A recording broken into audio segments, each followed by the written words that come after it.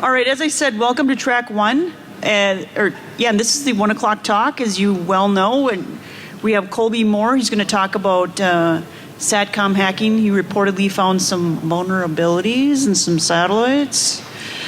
So he's going to talk about that. This is a rerun of his talk that he gave at Black Hat. So please help me welcome Colby Moore.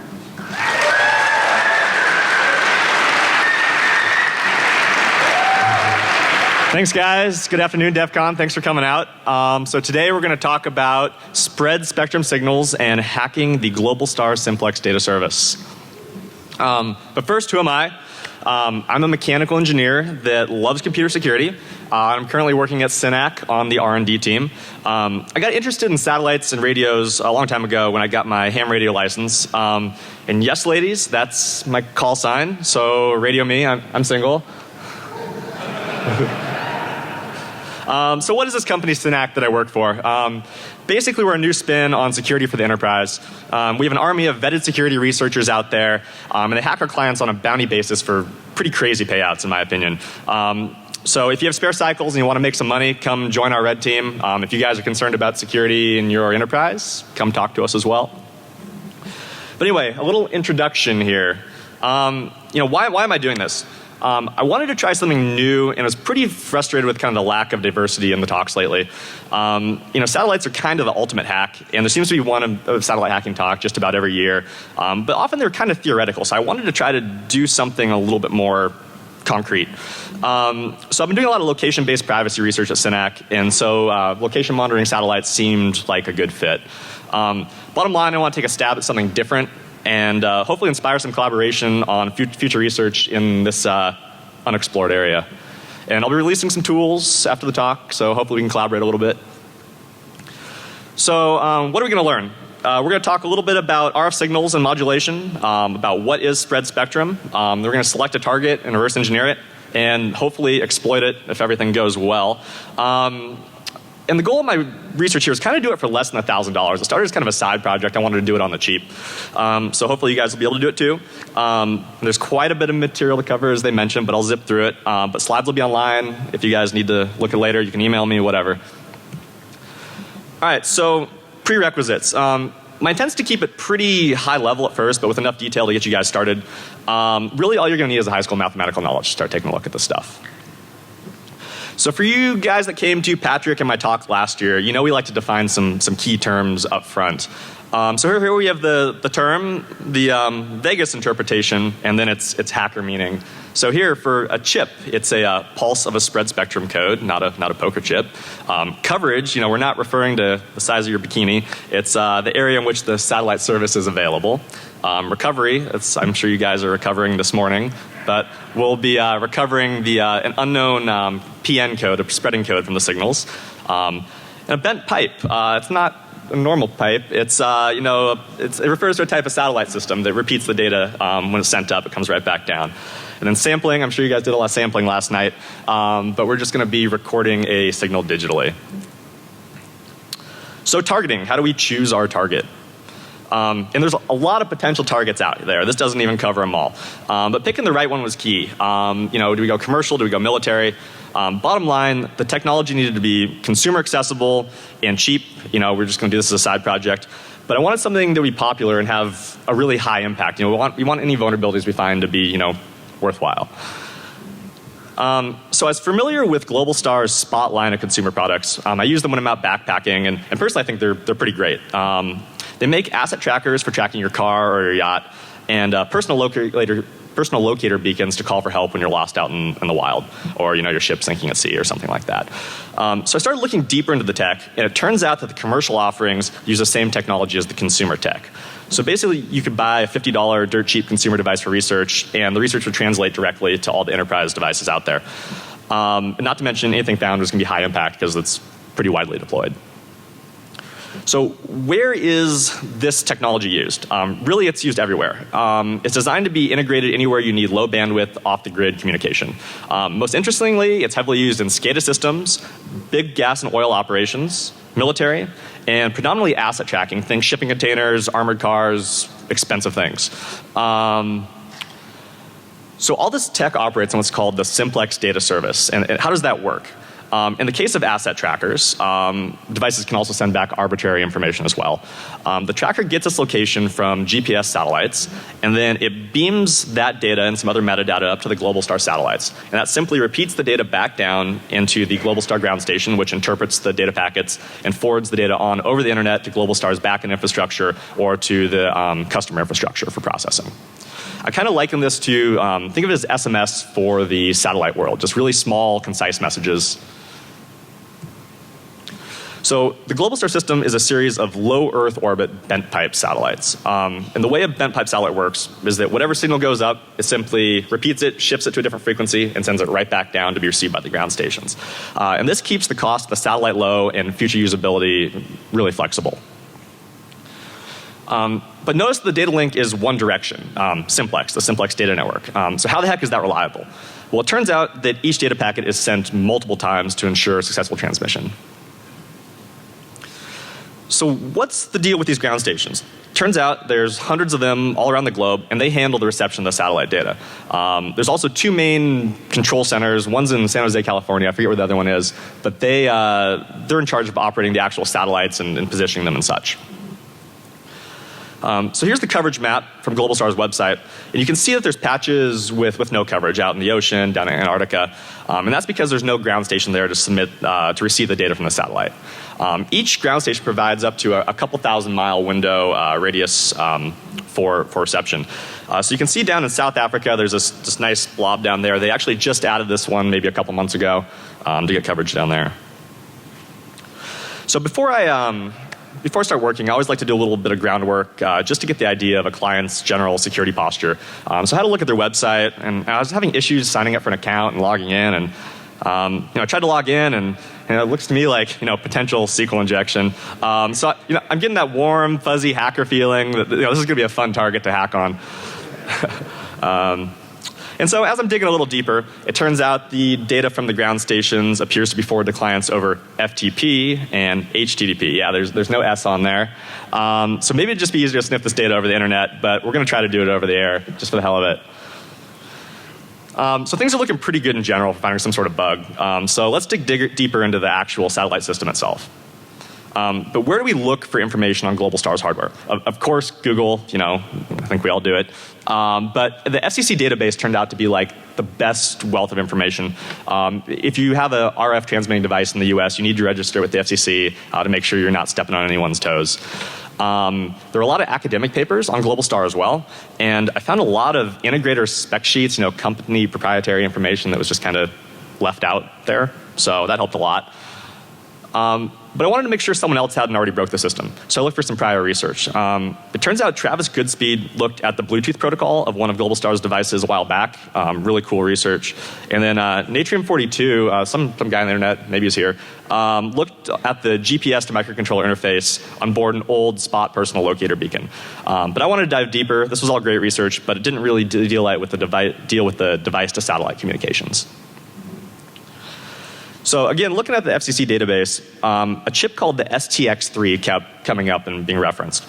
Turns out it's one of the transmitters used by the simplex data network, and it was designed for integrators to put in their creations. It's low cost, low power, and you can see it's wicked tiny. That's the chip itself that talks to the satellite. So there are some nice diagrams that came with this chip. And on the diagrams, I kept seeing this DSSS and BPSK coming up. But we'll talk about that more in a minute. I really had no idea what it was at the time, but it turns out to be pretty critical to what we're doing. So the FCC databases, they also came up with Globalstar's various frequency ranges, as well as the specific range for the Globalstar simplex data network, which we'd need to know.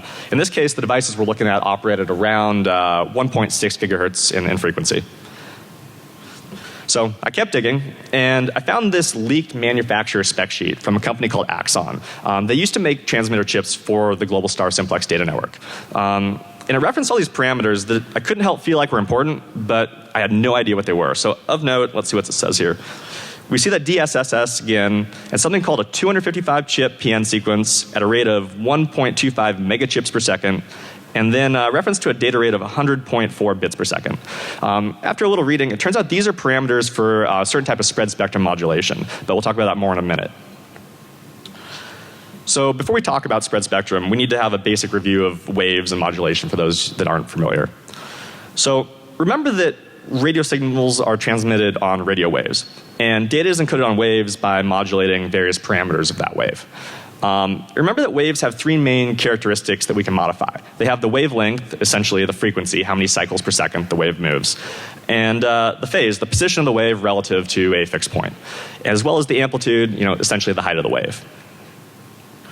And we can look at waves in a few different ways. You guys are probably familiar with the time domain representation of a wave, where time is on the x-axis and amplitude is on the y-axis. But often we're working with signals, when we're working with signals, we look at the frequency domain representation, where frequency is on the x-axis and amplitude is on the y-axis. So essentially, this shows us what frequency components make up a signal. If you looked at the frequency domain representation of, let's say a 100 kilohertz sine wave on this representation, it would show a sharp spike at 100 kilohertz on the frequency domain graph. But oftentimes, signals may contain other frequency components. So this graph may take on a very unique look for different types of signals we're looking at. So let's start and see kind of how analog modulation is done, and we'll move on from there. But we're going to look at both AM and FM, both of which you guys probably use on the radio on a regular basis in your car radios. So to send an analog AM signal, essentially you have a carrier wave at the desired frequency you want to transmit on, and then you vary the amplitude of this frequency according to your data, the modulating signal. And the resulting signal is what gets sent out over the air and transmits whatever. Notice how we varied one parameter, in this case the amplitude, to send the data over the air. And instead of modulating the carrier analogly, we could have simply varied it between two different amplitudes to encode a digital data signal instead. And then sending a digital data signal over AM is often called OOK for on-off keying, or ASK for amplitude shift keying. So we can do the same thing to frequency modulate data, except we vary the carrier frequency according to the modulating signal instead of the amplitude. So again, we could have shifted it between two distinct frequencies to encode digital data on this wave. And the method of encoding digital data on a frequency modulated wave is called FSK, for frequency shift keying. So as we talked about, digital AM is ASK or OOK, and digital FM is called FSK. But we can also vary the third parameter, the phase, in a manner that's called phase shift keying. And we can do this to encode digital data on a wave. So for this talk, we're going to focus on BPSK. Remember, we saw that earlier in that tech talk. It stands for binary phase shift keying. Basically, it's alternating a wave 180 degrees in and out of phase in order to encode binary data on this wave. And a 180 degree phase shift is simply achieved by flipping the wave upside down or just multiplying it by -1. So here, each cycle of the wave corresponds to one symbol, a bit in this case. Okay, so I know it's kind of brief, but we have the necessary knowledge on how signals are modulated. So let's go one step deeper and talk about what is spread spectrum. Spread spectrum is basically a way to take a narrow band signal, one that doesn't take up too much bandwidth to transmit, and it spreads it out over a much wider frequency range. And this gives it the ability to be much more jam resistant, and it introduces a property called processing gain. And essentially, this processing gain, the more you spread the signal, the more gain you get at the receiving end. Essentially, you can transmit further. The processing gain actually allows for a spread spectrum signal to be received even if it's below the noise floor at the receiving point. Spreading a signal also allows for what's called CDMA properties. This stands for code division multiple access. You've probably heard about it in reference to your cell phones. What this means is that multiple devices can transmit on the same frequency at the same time, and all the data can still get through. And this is achieved through the use of each device having a unique, what we call spreading code. Remember, we saw something earlier in the tech doc called a PN sequence or a PN code. This is the same thing. And then there's two types of spread spectrum, DSSS and FHSS. And the difference is that the DSSS operates around one frequency, as shown there on the left, whereas the FHSS hops between multiple frequencies, so as you can see on the four peaks on the right. But for the sake of this talk, we're just going to focus on DSSS, as that was what was referenced in the doc. So to create a DSS signal, in this case, a relatively slow BPSK signal, in the case of these transmitters, a 100 bit per second signal, is mixed with a very fast pseudo-random signal, the PN sequence. And the resulting signal contains all the original information, but is spread out over a much larger bandwidth. So here you can see the data BPSK signal is then spread to 1.25 megahertz. That's 12,500 times wider. And notice the shape of the waveforms are very similar in these two. This is going to be important later. So here's a more concrete example. Our data signal is just 0 and 1 modulated very slowly. Our pseudo-random sequence is a binary signal that changes much, much faster, the higher frequency shown there in green. And we mix those two signals together to get a resulting signal with a much higher frequency components you see there in the red. But how do we recover the data? You simply mix the output signal with the pseudo-random signal one more time, and the original data falls right back out. And so that's how this whole DSSS thing works. So now we talked about these PN sequences briefly. Basically all they are is that they're periodic binary codes that have strong autocorrelation properties, meaning that they're a binary sequence that repeats over and over and over.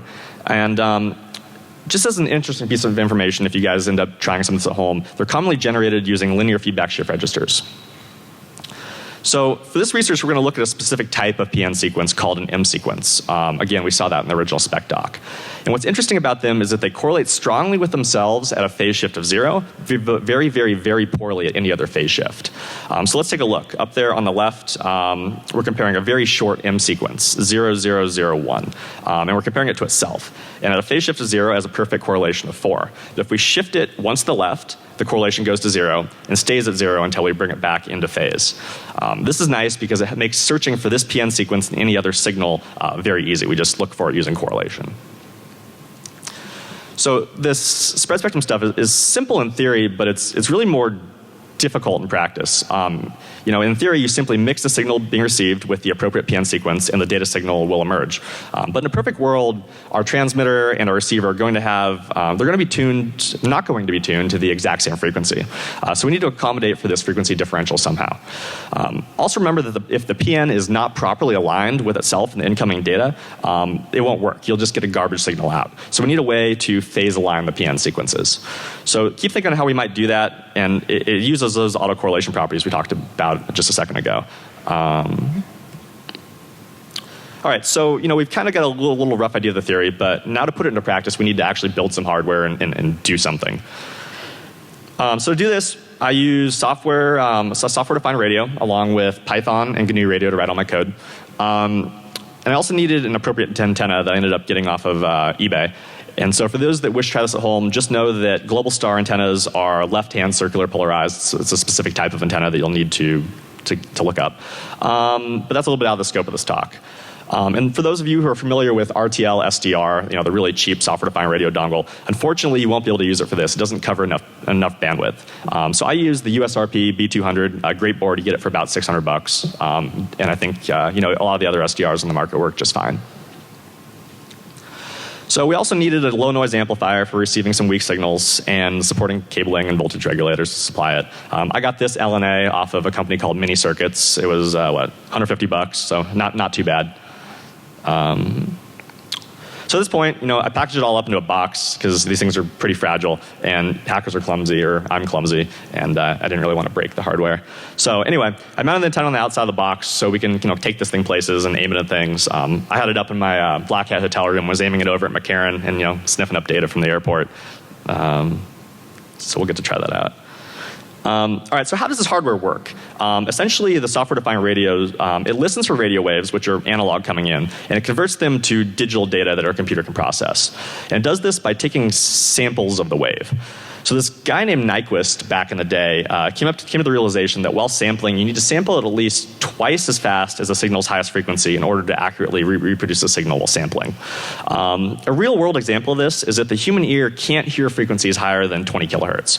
And if you recall, CD audio, if you guys still use CDs, is sampled at 44.1 kilohertz. That's just over twice the human frequency hearing range. So you should also know that software-defined radio hardware uses what's called IQ sampling or modulation to receive and send these signals. This topic's a little too much to get into for now, but know that for each sample of data taken, 2 values are recorded: the I, the in-phase value, and the Q, the quadrature value. And using this IQ modulation has strong benefits for processing signals in software. But if you're interested, I suggest you check out this YouTube video. It does a really, really good job explaining, much better than I'll be able to do. But bottom line, you don't need to understand this unless you're going to try this research at home. So the first step to decoding satellite transmissions is to figure out that PN sequence so we can extract the data from the waves. So let's put our hardware to work. So remember that we're looking for a signal, the PN sequence, that is 255 bits in length. It repeats over and over and over and over again. And it repeats at a rate of 1.25 million chips per second. Here I should mention that a chip is the same thing as a bit. We just name it differently so we can distinguish it from actual data bits.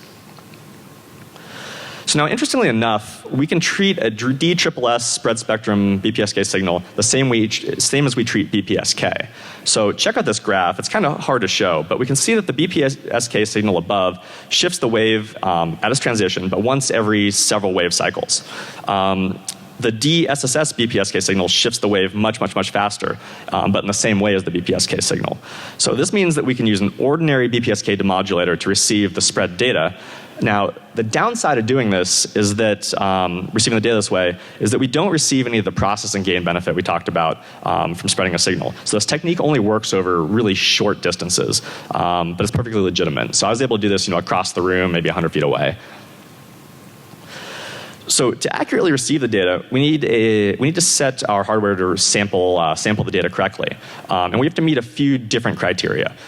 First, the USRP, the software-defined radio I use, can only sample at multiples of 32 megahertz. We also need to sample twice as fast as the highest frequency component, and in this case, that's the PN sequence in the signal, 1.25 megahertz, due to what Nyquist had to say. We also need to sample at a rate that provides an even number of samples per symbol, in this case, an even number of samples per chip. So we achieve all this by sampling at a rate of 4 megahertz and then resampling the signal, essentially just interpolating data points along it to get an upsampled signal of 5 megahertz. And what's special about this 5 megahertz signal is that it has a sampling rate that corresponds to 4 samples per symbol, which is an even number. But now, how do we get the actual PN sequence out of this data we're going to see over the air? Well, we know from doing some calculations that the PN sequence repeats 49 times for each bit of data that's sent. And since the PN sequence doesn't cross any bit boundaries, we can simply XOR the PN sequence with a fixed bit of data, the first bit of data, and the resultant is the actual PN code. So let's use GNU Radio to decode the signal as BPSK and then it'll output the appropriate data to disk. So here you can see a GNU radio flow graph. I used to do this, and you can see the PSK demodulator has a setting of 4 samples per symbol from our calculations. So the PSK demodulator outputs the decoded symbols to a binary file that we'll then examine in a hex editor. So if you look at the data in the hex editor, we can clearly see that there's a repeating sequence of data, 255 bits long. This is starting to sound kind of familiar. Well, it turns out that repeating sequence of data is the PN code. And it turns out this is pretty much the keys to the kingdom for intercepting all this data. This code is used by all simplex data network devices to encode the data sent over the air. So now that we have the code, let's try despreading some data. You may recall that we need to mix the PN code with the incoming signal to receive the information. And if all goes well, we should expect our output signal to contain a very strong narrowband signal shown as a sharp peak down in that graph below. So above is what the normal simplex data network signal looks like, kind of the bumpy thing. And the graphic below shows what we should see after we despread the data, just that nice sharp spike in there. So now before we begin, it's important to know that working with these signals is a very computationally intense procedure. Receiving a signal at 4 megahertz with a software-defined radio works out to a data rate of about 30.5 megabytes per second. So for the purposes of this work, we're going to record the data and then post-process later. But eventually it'll be possible to use more robust custom hardware, think FPGAs, to do this work in real time. But that sounds like a pain in the butt, so we're just going to record and do it later. So big thanks to some of my interns over there for helping me optimize this code. It used to take about a minute to run. Now it takes about 40 seconds. But all right, so how do we despread the data? First, we need to lock on to the mixed PN sequence in the signal. And we do this by correlating the received data signal against the recovered PN at every single point in time. So essentially, we're sliding the PN against the received data signal and correlating. And if we plot the correlations over time, when the PN is perfectly aligned, we'll see a sharp spike in the correlation. And that's what you're seeing up there. So this is how we know when to mix the two signals together to despread the data. So if we align the PN on the first correlation spike only, due to some frequency mismatch, we'll fall out of correlation over time, as shown there on the left. So we fix this by adjusting the PN forward or backward at each and every correlation peak to ensure its alignment. At this point, once we're in alignment, we simply mix the data together, and the signal should fall out. So let's try that. So after compensating for the frequency differential there, you can see on the left that the correlation over time stays pretty constant with a slight oscillation, but that's okay. And if we zoom in, or I guess zoom out really far, we can see the correlations over a whole data packet. And you can see the negative and positive correlations representing actual data bits flying over the air. So if we look at the signal coming out of our software spreader, sure enough, we see that sharp spike in the center, indicative of our signal in question. This means we despread our data successfully, theoretically. So zooming way in on that sharp peak, we can see that the waveform looks like a BPSK signal. It's operating at around 100 hertz, and we know that that's the data rate in question that we're looking for. So things are looking pretty promising. All right, so now that we're maybe receiving data, let's try to decode it, like what's inside. So if we look at the time domain representation of the signal, you can clearly see there's actual data bits coming over there. So that's satellite data. So now let's clean up the signal and do something with it. Namely, we just low pass filter it and pipe it into a PSK demodulator. So at that point, the data pretty much just falls right out. You can see at the top, I got this nice binary string out of that data. But we need to validate it. So I found a spec sheet online that references the data packet format, which is shown right up there. And it starts with a preamble, essentially a constant unique binary sequence that tells the receiver when the packet is starting. And then it's followed by a manufacturer ID, as well as a bunch more data.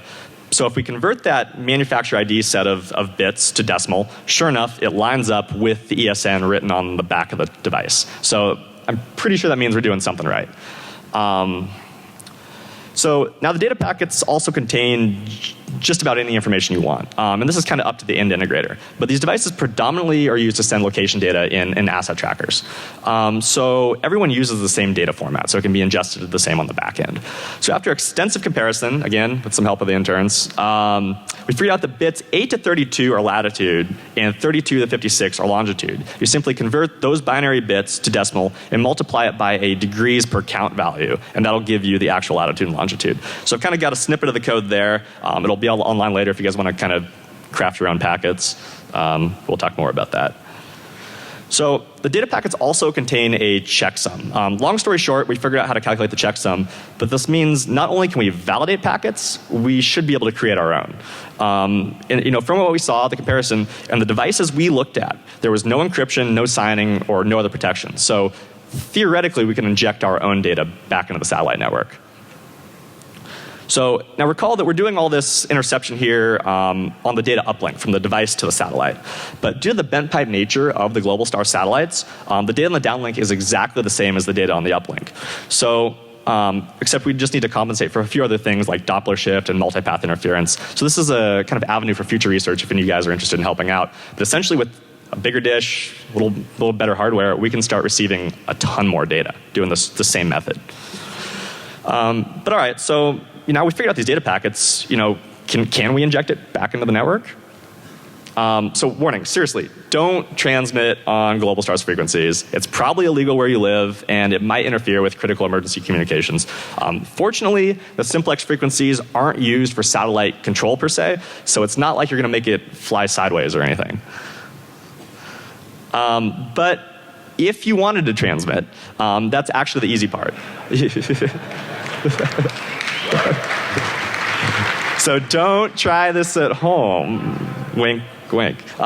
So all you do is you simply mix the data together with the PN sequence and the carrier all at the appropriate rates, which are listed here in this talk. I'm not going to be providing my code that I designed, but if you're savvy enough, you should be able to do it. But really all you need is about 0.2 watts of power, and you can get an appropriate amplifier on the internet for $200. And you can write the code and get a new radio. It's pretty simple. But what if there was an easier way? Well, Globalstar provides an OSX firmware update utility for one of their spot trace devices, their personal asset trackers. And inside the application package, there's a tool, spot3 firmware tool.jar, and it contains all sorts of interesting functionality that's never called by the actual consumer firmware updater app. So if you look in the jar, there's a debug console class which references something in the spot device class called write ESN, electronic serial number. So what if we wrote a Java app to call that debug console? Yeah, sure enough, hidden functionality right there in the software on their website. The debug console essentially lets us update the ESN of any of these spot trace devices out there. So we can change the serial number of any of these devices, essentially cloning it. I mean, think cloning cell phones, cloning whatever. So to prove this, I cloned one of my spot trackers with the other's ESN and told it to transmit. And sure enough, I got a tracking email back that confirmed, yeah, we were able to clone the device. So for $50, you can clone satellite network devices and maybe spoof some coordinates and shenanigans. But besides the obvious of using the network to transmit your own custom data or expanding capabilities of your service, maybe sending more packets than you're allowed to per hour, what could we do with the data transmission capability? Could we get in a little bit more trouble? So first, these devices are used very commonly in emergency response. So one scenario I thought up is, what if an attacker spoofed thousands of false emergencies using these devices and jammed up the emergency response center, preventing aid from getting to an actual emergency? Or what about monitoring for help requests from these devices and then just canceling the help requests? I mean, it's kind of a dick move, but someone might do it. So I talked to a really well-known reporter a couple days ago, and she used to work out in the Middle East as a correspondent for about 10 years. And she said that many of the journalists out there use these spot devices to track their whereabouts in case they're kidnapped. So they're relying on these devices to so people know where they are. So what if a foreign adversary was sniffing up this data and then arresting our reporters, or people are using these for their safety? That's not cool. So it turns out these chips are also used in access control systems by law enforcement and even for animal tracking. So I think it'd be hilarious to say that a wild grizzly had relocated itself into suburban California and see what all the moms say. But I also forgot to mention that they're used heavily in SCADA systems. And I'm going to refrain from naming any specifics because I know you guys are a bunch of hooligans and we'll probably get in some trouble. But they're commonly used in water quality sensors, pipeline monitoring, and a lot of big oil and gas operations. So I was thinking, what if there's a big rival oil company that wanted to figure out where its competitor was drilling? Well, why not just fire up your own base station and just have a look for yourself? But wait, there's more. Lockheed Martin Flight Services, the contractor that handles flight planning for the FAA, allows these devices, these spot devices, to be used to track any VFR flight. So what if an attacker made an airplane appear to deviate from its original flight plan into tightly controlled airspace? I obviously haven't tried this, but it'd be interesting to see what happened. So to demonstrate some of this, I built a little capability, which I'm going to talk a little bit about. And the way it works is that I sit with the device in the uplink path of the transmitter and listen. So this is what I was doing in my hotel room a couple nights ago. And over time, I'm able to pick up countless transmissions from access trackers and map their patterns of life. I did some research a year ago at ShmooCon talking about mapping patterns of life from mobile vulnerability location tracking. And we were able to monitor users over a fixed period of time and figure out where's home, where's work, just by where they are at different times of the day. So pattern of life is really key to tracking somebody. And this makes it really easy to identify what a target is and where it goes. In this case, we're going to monitor an armored car route. Now that I know where the armored car is, I know where to hijack it. And I can hijack the car, disable its beacon, and begin spoofing their beacon's ID with my transmitter and spoof GPS coordinates that the armored car is en route. When in reality, I'm driving it somewhere else and robbing the bank blind. So, think Fast and the Furious. So you might ask, does this work? Short answer is yes, but I needed a high vantage point. So clearly the only solution was to go out and start working on my private pilot's license so I could intercept the data from the air. So I've been flying with this thing. We're going to see where it keeps going, but the results are pretty promising so far. So I'm going to do a little demo, show you guys a little bit up close how this works. I decided to not tempt the live demo gods today, but I've broken up the video kind of step by step so we can kind of talk about it a little bit. So bear with me here while I fire up the video.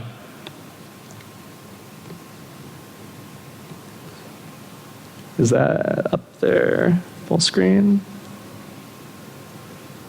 I can't. Perfect. So, okay, so we're going to wait for a data signal from an attacker or from someone to transmit. So the attacker's intercepting the data right there. And so we capture the data, it writes the data out to disk. And then we're going to throw that data in our despreading Python program here. And I've kind of cropped the video because it takes about a minute to analyze a data packet. And okay, so it locks onto the PN signal in the signal and starts despreading. And I'll finish up here. And then we can see that's a pretty constant correlation over time. That's what we're looking for. So that means we locked onto the PN signal successfully. Then we're going to throw that back into some GNU radio code to kind of visualize what we got. And you're going to be able to see that really sharp peak in the middle. Then we're going to zoom in up there and you'll be able to see the live data bits flying by. And then in the meanwhile, this is writing those data bits out to disk for us to analyze.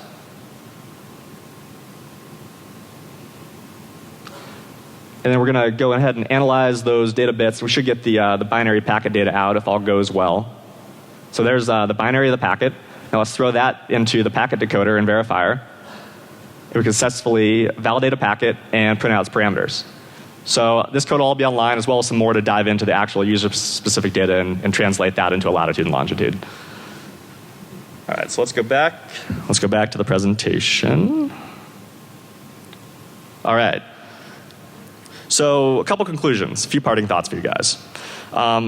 I disclosed to Globalstar's senior engineering staff about 180 days ago, and they were actually really friendly in their response and seemed very concerned. I get the impression they don't deal with a lot of these disclosures. It's not, very typical. So I provided an in-depth technical detail write-up for them, in hopes of helping out, and never really heard back. After the news broke recently, they issued a statement saying that they take privacy very, very seriously, and they have monitoring in place to detect these sort of attacks. Unfortunately, half this attack is passive, and there's no way that can be detected. And that the transmitting portion, if targeted, really has a low probability of being detected. So in some of the recent statements, Globalstar seemed quite defensive. And I don't know about you guys, but I tend to get a little bit upset or find it upsetting when manufacturers get this way rather than addressing the actual issue at hand.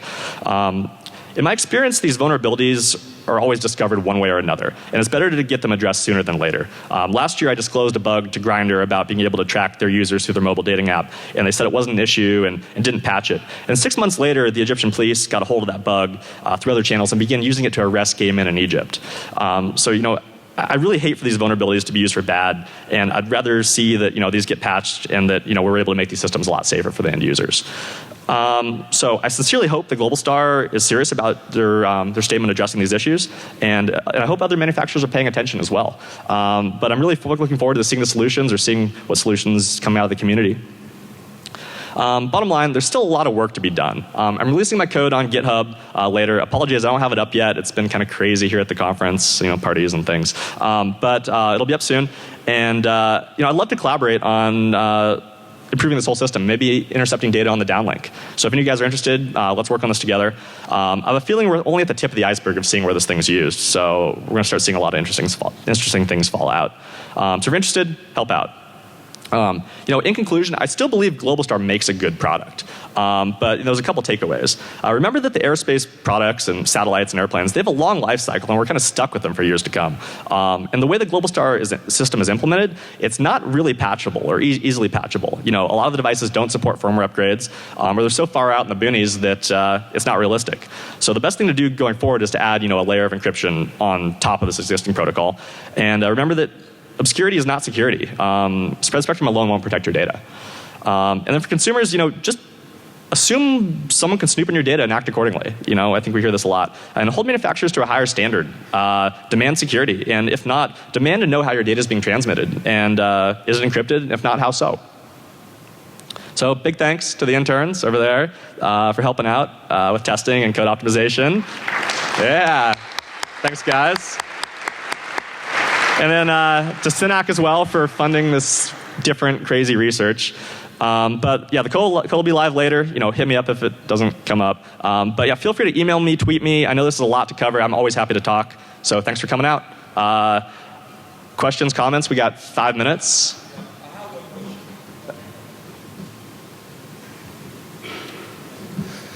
Can we use the bent pipe to tunnel information or from one location to another, sneak in some information? Yeah, are you saying, can we use the bent pipe to send other information? Yeah. That's a great question, and you certainly can. I don't recommend it, but there's nothing. I mean, someone probably is. You have to speculate. But yeah, it really repeats anything it hears on that 1.6 gigahertz range and beams it back down on about 7 gigahertz, so you could build your own receiver and use your own personal satellite network.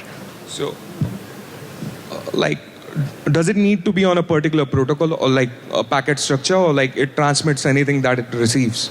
I'm sorry, I missed that. Like, does it needs to be encoded in a specific format, or like? So the data can really be in any format. The bent pipe doesn't do any interpretation. It just simply, it's a repeater. So it probably need to be some sort of spread spectrum in order to get it over that distance, but you could use a model very similar to what they're doing here. Thank you. Yep. Anyone else? Feel free to come up after. Cool, thanks guys, appreciate it. Thank you.